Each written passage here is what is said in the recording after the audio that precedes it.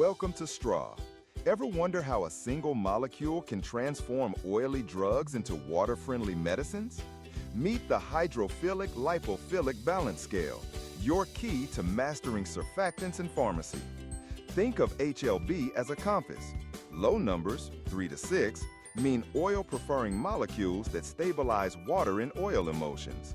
High numbers, 8 to 18, favor water, creating oil and water systems, or, above 15, acting as powerful solubilizers. The magic?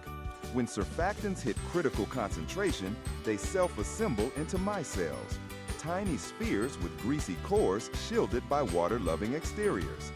This core swallows poorly soluble drug molecules, turbocharging their dissolution through micellar solubilization, a vital mechanism for effective drug delivery. Dive into our simulation to see this marvel unfold. Looking forward to connect with you.